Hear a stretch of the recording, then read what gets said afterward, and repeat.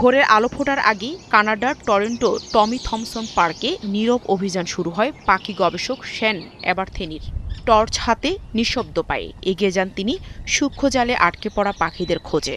তার প্রতিদিনের এই পর্যবেক্ষণ এখন শুধু পাখি গণনা নয়, বরং জলবায়ু পরিবর্তনের ভয়াবহ প্রভাবের এক জীবন্ত চিত্র।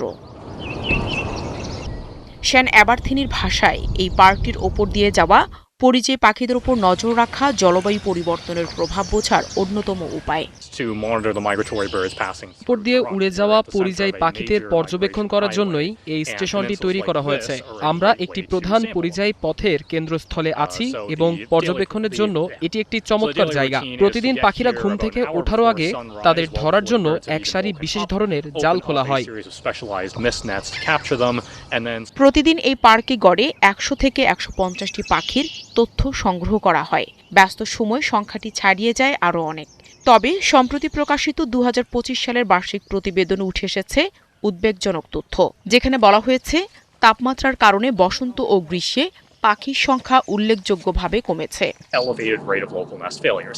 গত জুন মাসে আমাদের এখানে একটি প্রচণ্ড তাপপ্রবাহ হয়েছিল, যেখানে হিউমিডেক্স ৪০ ডিগ্রি সেলসিয়াসের বেশি হয়ে গিয়েছিল এবং গ্রীষ্মকালে প্রজননকারী পাখিদের ওপর পর্যবেক্ষণের সময় আমরা লক্ষ্য করেছিলাম ওই এলাকায় উঠতে শেখা পাখির বাচ্চার সংখ্যা তুলনামূলকভাবে কম ছিল।